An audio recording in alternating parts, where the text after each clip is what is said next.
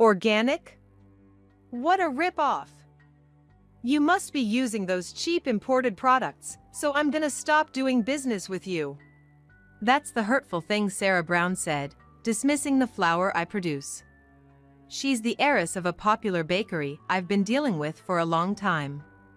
I've had a long-standing relationship with them, but ever since Sarah got involved in its management, things started feeling uncomfortable. With a certain plan in mind, I decided to cut ties and stop doing business with them. My name is Mary Johnson. I'm a 45-year-old farmer, turning 46 this year. My family has been wheat farmers for generations, and my folks are still active in the business and also produce flour. I've been helping them out since I was little, and after graduating from an agricultural school, I began farming alongside them. Our product's biggest selling point is that it's pesticide-free. Of course, there are downsides to organic. It's prone to pests, and it comes at a higher price. But we're committed to providing the most natural and safe products for our consumers. There are folks who appreciate our efforts, and one of them is the renowned Bakery Bread Club. Smith, the head baker of Bread Club, is really particular about his ingredients. After trying various types of wheat, he settled on ours. He is like Johnson's wheat is the best. Without your flour, I can't make the best bread, and he's been a loyal customer ever since. Those words inspire my parents and me to keep producing the best wheat. However, my parents are in their 70s, and they aren't getting any younger. Their health has been declining, and though I'm still single with no marital prospects, I hope to find a successor soon. I don't need someone related by blood, I just want to find a successor as soon as possible. It would be such a shame if the legacy ended with me. Although that's on my mind, finding the right person has been a challenge. Moreover, since Sarah got involved with Bread Club, it's added to my worries. The name of that troublesome individual is Sarah Brown. The situation with Sarah's involvement in the business is somewhat complex. Bread Club was originally owned by Sarah's father. He was a businessman who owned several businesses, and Bread Club was one of them. He was a very understanding man and had no objections to Smith using our slightly expensive flour. But after he passed away suddenly due to an illness a year ago, things took a turn. The new CEO appointed Sarah to support the management of Bread Club. It's seeing as she's expected to take over the business someday. Usually, her role would involve advising and providing ideas to ensure the smooth operation of the business. But what she's been doing is the exact opposite. She ignores the baker's opinions, imposing her own ideas on them. Smith was like all Sarah talks about is cutting costs. Just because ingredients are cheap doesn't mean they're the best. But she doesn't get it.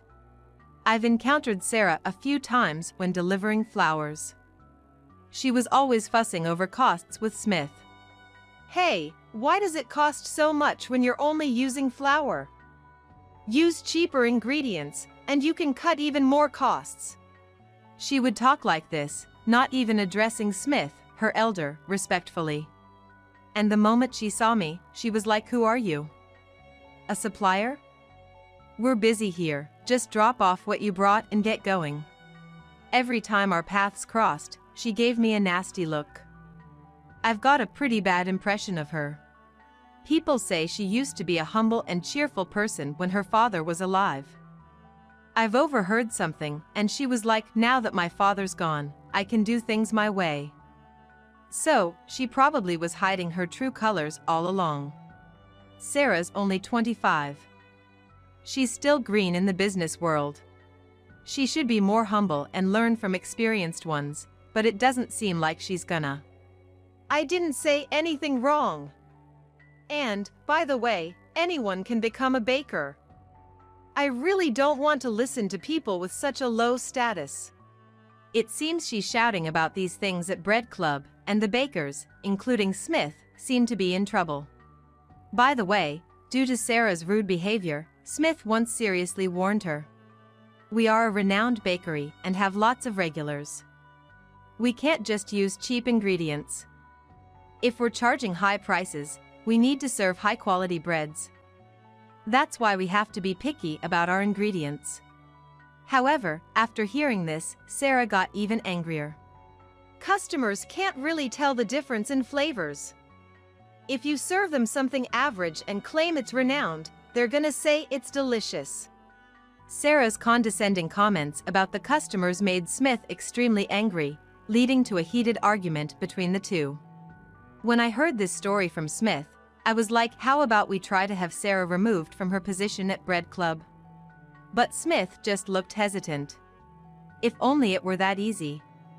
Right now, Sarah is very much liked by the CEO and board members. They believe she will eventually get the hang of the job and that there's no problem. It seems that Sarah has a knack for buttering up those above her. She must be thinking of how to make her way in the world. I realized she's quite the formidable opponent. Today, when I went to deliver to Bread Club, something was amiss. The familiar faces, like Smith and the other bakers, were missing, and in their place were 5 young men I'd never seen before. All were dressed as baker, but their attire seemed sloppy, and one even with accessories. A blonde man with earrings gave me a clear look of disdain when he saw me. "Who are you?" "This isn't a place for a withered old lady, you know?" Out of the blue, calling someone a withered old lady. I felt anger surge up, but managed to introduce myself while suppressing it. "I'm Johnson, the one who delivers flowers to this place. I came to deliver today." "Where's Smith and the other bakers?" "Smith? Oh, that older guy who was here before." If I recall, Sarah and the other bakers gave him the boot. Hearing that, I was shocked. "Fired? Why all of a sudden?" Just then, Sarah entered the place, so I asked her why she had fired Smith and the others. With a look of annoyance, Sarah explained. "Well, those guys kept defying me. They were difficult to manage, so I just found a reason and fired them. They all talked about considering a job move to rival bakery. I thought it was Sarah who was hard to deal with, not them. Firing them for such flimsy reasons is too harsh." Feeling frustrated, my thoughts wandered, but Sarah, unbothered, started introducing the new bakers. "The bakers I hired to replace them are all obedient and great folks. They might look a bit flashy, but who cares in this day and age?" "Well, maybe," I said, eyeing the new bakers with skepticism. Even if their appearances were acceptable, I felt their attitudes were problematic. One was openly dozing off, and 2 others were laughing loudly. The remaining 2 started playing a battle game on their smartphones. It was supposed to be the time for opening preparations, but no one seemed eager to work. The previous bakers were all diligent, making the most of every minute. Their passion for their job was fundamentally different. I don't mean to be rude, but I seriously doubt these folks are suitable for Bread Club. You can't serve good services with such a lackadaisical crew. As I stated my opinion firmly, Sarah's eyes narrowed. "What would a mere farmer like you know?" "Everyone, make some bread for this old lady." At Sarah's beckoning, the 2 noisy bakers sloppily started baking. "Here, savor the best bread and realize your mistake," Sarah said confidently, but that tasted awful. The bread was too dense, with an overpowering salty flavor. I've had bread here before, and this was incomparable. It was astonishing how much the taste changed with different bakers. "This isn't good. You'll lose customers like this." When I expressed my honest opinion, the bakers and Sarah began to get angry. Especially Sarah, she was so furious that she was like, "Just get lost." I thought it'd be hard to calm someone as riled up as her, so I decided to leave for a moment. Suddenly, Sarah grinned maliciously. "I'm cutting ties with a presumptuous farmer and supplier like you. I've always hated how overpriced your product is." I was taken aback by her sudden outburst. "Our product is organic and safe.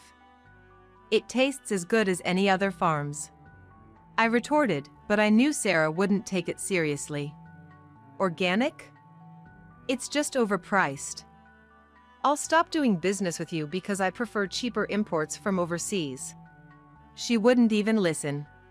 I wanted to argue back, but I questioned the point of clinging to Bread Club now that there's no one trustworthy left. I thought I might face harassment if I continued my relationship with them. More than anything, I felt sorry for my products ending up in the hands of such people. Besides, I had come up with an idea. Alrighty then, let's call it quits. I decided to sever ties right then and there. After leaving Bread Club, I quickly set out to put my idea into action. First, I called Smith and asked what he's gonna do next.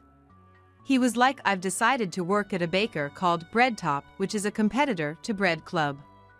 I heard that other bakers also landed jobs at renowned places. I had always known that bakers from Bread Club were really skilled and were frequently approached for job offers. So, I kind of figured they'd quickly find new jobs, and boy, was I right. Furthermore, when I told him that I had been cut off from trading, he made me an offer. That's rough. How about you supply Bread Top with your flour? My bread really needs Johnson's wheat, you know? I'd be happy to. I immediately agreed to deliver to Bread Top.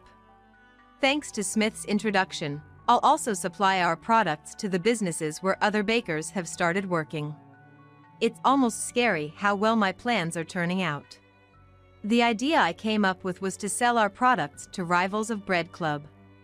The bakers from Bread Club were gonna get jobs at other places, basically competitors to Bread Club. By providing them with high-quality ingredients, if the bread quality goes up, maybe some of Bread Club's customers might shift. And then, I thought I could get back at Sarah. I think it's a bit of a roundabout way, but the only retaliation I could think of on the spot was this. Moreover, even though I lost Bread Club, I'm now selling in other 3 businesses, including Bread Top, so it's a win for me.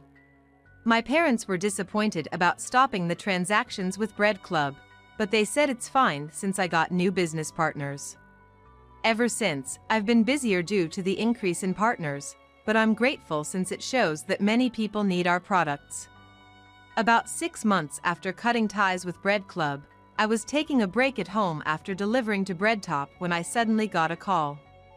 I saw it was from Bread Club and had a bad feeling, but I decided to answer anyway. As soon as I answered, I was greeted with a loud voice of Sarah. She was like, "Hey, Mary. It's Mary, right?" She was so loud that I had to hold my phone a little away from my ear to continue the conversation. "It's Mary. What do you want? We stopped doing business, so don't call me out of the blue now. If it's nothing important, I'm gonna hang up." Wait. I mean, please hold on. Sarah awkwardly tried to stop me with a formal tone.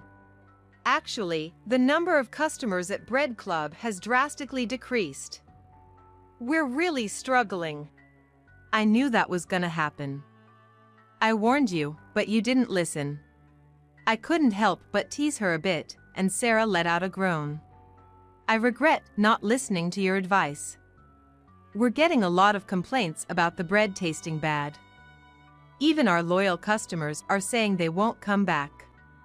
I knew I was right about their bread. If customers were satisfied with bread that bad, nobody would struggle. But it's not just about the taste, right? When I pointed that out, Sarah made a strange noise. You're right. The new guys we hired are just angering the customers. I didn't think those careless folks could handle being bakers at that place. I bet you got complaints about their poor service and lack of grooming, right? When I asked that, Sarah began to rant at an incredible pace. No, it's way beyond that. Playing mobile games in front of customers? Saying they're not motivated so they close just an hour after opening? It's just a hot mess. For them to be called a mess by Sarah, they must have been really terrible. I thought they were straightforward people, but you were wrong. Why did you hire those folks? I got to know them on social media and gave them the job as bakers since they said they were unemployed. I thought they'd be loyal to me, but all 5 of them quit, saying working at the place was too much of a hassle. So they all quit within 6 months? But it's not surprising given that they were just loafing around without working. Smith, a top-notch baker, was like when you delve deep into bread, it's profound. To become a full-fledged baker, you need a good amount of time and dedication. I can't imagine those 5 having that kind of dedication. It was clearly Sarah's bad judgment in hiring. So, with no bakers left, is Bread Club closed for now? Well, yeah. I thought I'd keep the bakery running by myself until someone new comes along. I thought that was an even worse idea. Given Sarah, who's just as bad if not worse than those 5, there's no way she can manage the bakery. Hasn't the feedback from the customers gotten even worse? When I asked that, Sarah vehemently agreed. Exactly. There were tons of complaints that the tasted even worse and that we should stop looking down on customers. I can't imagine you being good at customer service. For instance, you've been looking down your customers the whole time. Maybe that condescending attitude was evident in the bakery too? When I asked that, Sarah fell silent. She probably couldn't find any words to rebut. Thank you for the update. If there's nothing more to discuss, I'll leave now. I was about to hang up the phone when Sarah was like, hey, hold on. Please wait. We haven't gotten to the main point yet. I was wondering if you could sell your flowers to us. It's pretty audacious to want to restart our business under these circumstances. My answer is obviously no. Of course not. Bread Club isn't trustworthy anymore. I can't possibly send my precious products to such a place. Please reconsider. My future is at stake here. Sarah's voice cracked with desperation. Because I completely messed up with Bread Club, the executives have a really bad impression of me. They even told me I'd be out on my ear if I don't turn things around for Bread Club. Looks like the company's executives finally caught on to Sarah's true colors. I could see a future where Sarah gets the boot. You were thinking of using my wheat to enhance the quality of the bread and win back the customer's trust, weren't ya? But I have absolutely no intention of helping you out. Oh, you've got everything figured out. I thought using better ingredients would improve the bread's quality. Please, I beg you for your help. Sarah's voice was choked with tears, but I still wasn't moved to help. Lost trust isn't easily regained. Goodbye.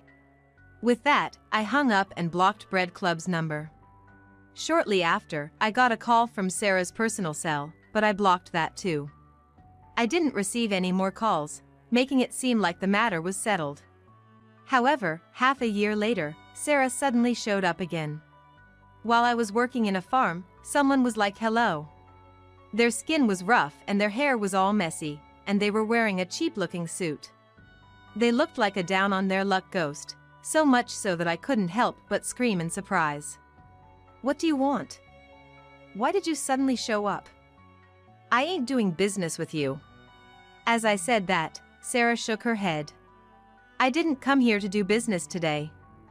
I've been fired and I'm not in a position to do any transactions anymore. So, Bread Club couldn't recover after all? Sarah nodded slowly. Bread Club had to close down due to severe financial troubles. And with that, I lost my job and am currently looking for a new one. You're not gonna say you want to work here, are you? But that was precisely Sarah's intention. I'll do any chores, please hire me. I've changed, I promise. Even though she said she had changed, I couldn't forget how arrogant Sarah used to be. I can't trust you now, especially after everything. Why are you even coming to me? At first, I thought I'd get a regular job. But nothing worked out, and now I'm trying to find work through people I know. I wish she wouldn't count me among those she could rely on. You are a CEO's daughter, there must be better connections for you. Please rely on them. But the moment I was fired, everyone around me became cold. My relatives called me the family's disgrace, my mom kicked me out, and even friends and acquaintances started ignoring me, so I can't rely on them. Sarah began to cry, but I wasn't moved. Maybe people turned cold because of your bad attitude? It makes sense that no one would want to help you. I admit I was selfish. But I've truly reflected on my actions. Sarah, in her desperation, tried to grab my arm, but I dodged quickly. What are you saying? Farming isn't an easy job. Reflecting a little isn't enough. Can you please leave? But I didn't save any money, so I need to earn somehow. Please, hire me for anything. Sarah tried to grab me again, but lost her balance. She screamed and dived face first into the muddy field. As she got up, her face and chest were covered in mud. She seemed suddenly embarrassed by her messy appearance, tried to run away and was like, I can't believe it. Bye. However, she slipped again, further dirtying her face. I tried not to laugh at her clumsy appearance, but I had to make sure she wouldn't come back. This field probably rejects you. Just give up on being a farmer, you're not cut out for it. No way. Seeing the lingering look on Sarah's face, I decided to be more stern. If you come back here, I'm gonna call the cops. Don't ever come back. As I shouted loudly, Sarah was like, oh, I'm so sorry, and ran off covered in mud. Heading home looking like that, she'll probably be the laughingstock of many onlookers. Imagining this scene, I couldn't help but let out a chuckle. Since then, Sarah hasn't shown up around me, so I have no idea how she's been. However, Smith was like, seems like she's asking around for job opportunities. She even came to Breadtop the other day. Of course, I turned her away. Given Sarah's notoriously bad personality, I don't think anyone wants to associate with her. She might have a hard time finding a decent job for a while. On the other hand, I'm still running the farm with my parents. Our relationship with the businesses we deal with is thriving, and the bakers previously worked at Bread Club are as lively as ever. Happily, recently, 2 women in their 20s have expressed interest in taking over the farm and the flour production. We asked a young farmer who's active on social media to recruit, and they applied.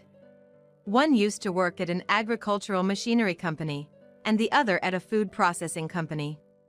Because of that, they both have solid knowledge about farming and food, and we get along well.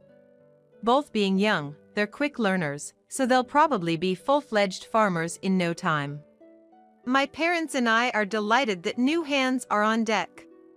I'm thinking of moving forward strongly, hand in hand with the new generation.